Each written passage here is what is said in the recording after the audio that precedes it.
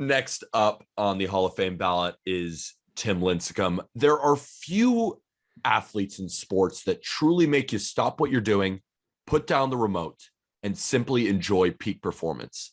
Tim Lincecum, aka the Freak, was the most electrifying baseball player from 2008 to 2011 before nagging injuries ultimately shortened what might be a Hall of Fame career, probably not, to just 10 seasons. But how can a player be nominated for a ballot when in 6 of those seasons he had an ERA over 4? But that was how good Tim Lincecum was for that 4-season stretch. Standing at a generous 5'11", 170 pounds, Tim Lincecum defied the odds and was at one point the best pitcher in baseball. In that stretch, he won 2 Cy Youngs, which only 11 pitchers have ever won consecutively. He went to 4 All-Star games, led the league in strikeouts 3 times, and threw 2 no-hitters. From 2007 to 2011, Lincecum compiled 25.6 WAR. The average Hall of Fame accumulates 50 to 70 WAR, like you said. So that means he made it halfway in just 5 seasons. He was a key cog for the Giants through their even year dynasty, winning 3 championships, registering a 2.40 ERA during the playoffs through 56 innings of work. His herky-jerky mechanics have definitely burned a hole in baseball fans' memories. And even if he doesn't make the Hall of Fame, his name will remain up there with the GOATs of his era. He was the Freak before Giannis was the Greek Freak. I mean, seriously, he developed that nickname. The Freak is, and it was given to a generous 5'11" when Giannis stands at a honestly generous 6'11". He might be bigger than that. Yeah, well, it's like KG being listed at 6'11" for his entire career when Kevin Garnett was so very clearly like 7'1", 7'2". Yeah, it's weird. It's like Kevin Durant is listed at 6'9", and he's 7 foot. Yeah, there are some people that just like don't want to be 7-footers. Like KG never wanted to be a 7-footer. Kevin Durant doesn't want to be a 7-footer. I don't get it. Tim Lincecum so badly wanted to be a 6-footer, I'm sure, but he wasn't. Yeah. The Freak was like, I mean, peak of his powers, Tim Lincecum was must-watch television. And I think that plays a huge role if I'm filling out a ballot. Like, were you must-watch TV? I'm pissed that Griffey wasn't unanimous. I mean, the 3 writers, one of them just mailed in an empty ballot. Fuck you. Yeah. But I mean, like, just the worst. Like, don't do that. What's the point? Give it to us. Give it to us. We'll vote for 10. I promise. We'll vote all 10. You're right. But like with Tim Lincecum, it was way too short a window, but he was the most must-watch pitcher in baseball at the time. And I think that's when Kershaw really took off. That's when Verlander was going nuts. But Tim Lincecum, above all else, every 5th day, I'm watching a Giants game. His mechanics have, like, I think they really have just burned a hole in baseball fans' memories. You would think that Tim Lincecum had a 20-year career and compiled, 300 wins, a ton of strikeouts, and was easily a Hall of Famer. But when you look back on it, his career just kind of fell off a cliff after that stretch.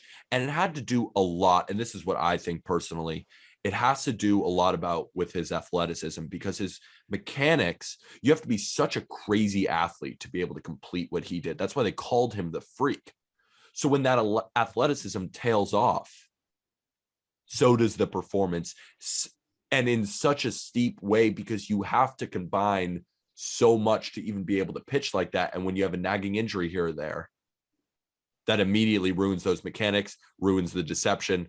You drop in fastball velo. I mean, he's throwing 97 at some points. When you say that, when you walk me through that, how you need to be so finely tuned to execute time after time, what hitter am I thinking of? What active hitter am I thinking of that's going through the same exact thing? Finely tuned hitter. NL Central. NL Central? We've talked about it. Christian Yelich. Oh, yeah. I didn't even think about that. I was thinking about something else. Yeah. But think about how many small complexities are in that swing. And if he's off, he hasn't been entirely healthy.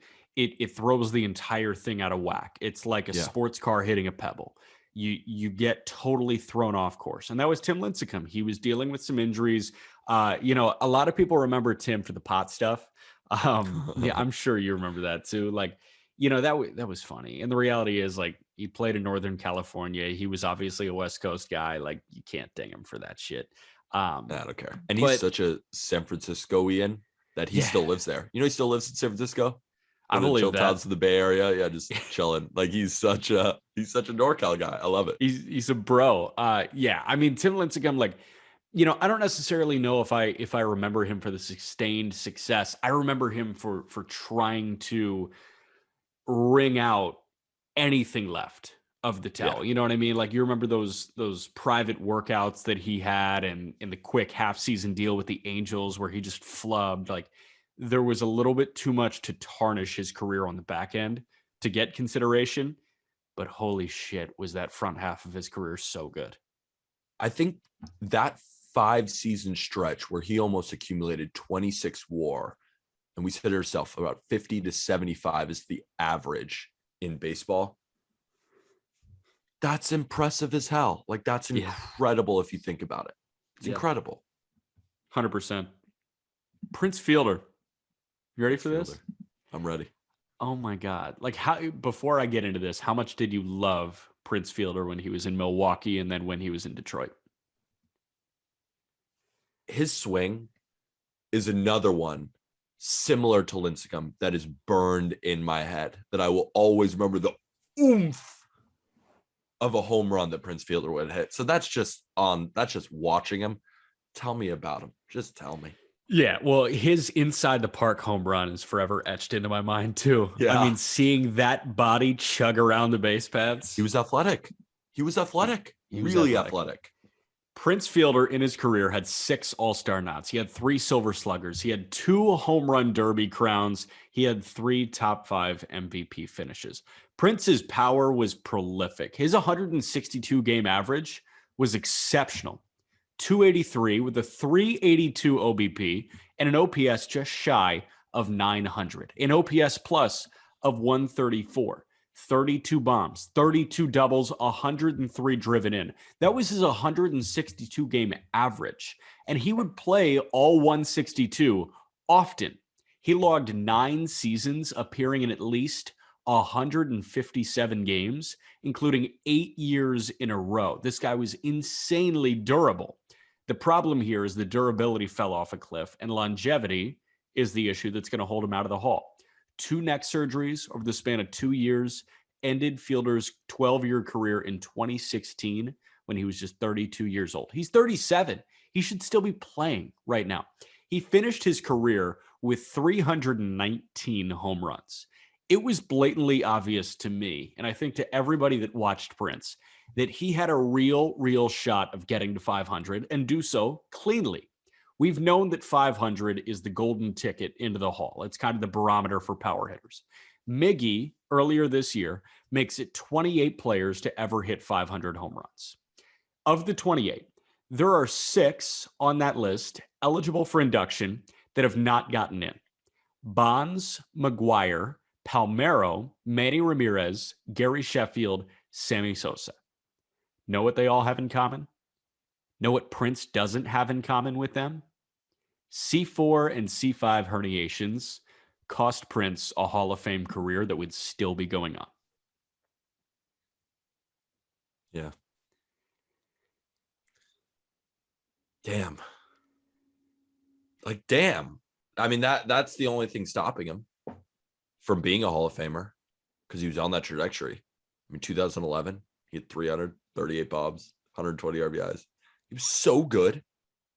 And another fact about Prince Fielder that I'm looking at, I mean, from 2006 to 2013, he missed 13 games. Yeah. I'm telling you, that 8-year stretch, he never played fewer than 157 games. What? For a man at his size? He was flexible. He did yoga. He was an ESPN The Body Issue. I mean, do you remember that? Wow, he finished in the MVP 1, 2, 3. I mean, he's just unfortunately not a Hall of Famer. He only played 12 years. Damn it, right? I mean, he signed that huge contract with Texas for a reason. Yeah. He signed it with Detroit, right? And then did Detroit trade him to Texas? I think it was like 9 years, 214 with Detroit. I mean, this guy's power was insane. He and Cecil Fielder, I think, only father-son combination in MLB history to have 50 homer seasons apiece. And then Vladdy Jr. and Vlad just joined them as the only father-son pairs to have 40 homer seasons each. Like, the Fielders and the Guerreros are the two best power hitting duos ever. Ever. Do you think, and I feel like this is kind of an easy question, do you think he would have hit 500 home runs if he played? I do. Maybe 15, 20 seasons? Yeah, I think barring injury, this man is a Hall of Famer. He might even be a first ballot Hall of Famer if he continued on this stretch. But it's easier said than done to say that. But if we're projecting, like, watching Prince Fielder hit every day, it was one of the greatest power hitters of our generation. Yeah. Prince signed 9 years, 214 in 2012 with the Tigers. So when he retired, or when he was released and then, retired shortly thereafter, was owed 4 years, $36 million. Small price to pay for a guy He that earned that money, though. Yeah. That's what I was saying. I was like, a small price to pay for something that he earned because he was that good. Yeah. Damn. Do you think he's going to make the Hall of Fame? No. Yeah. Unfortunately not. But respect.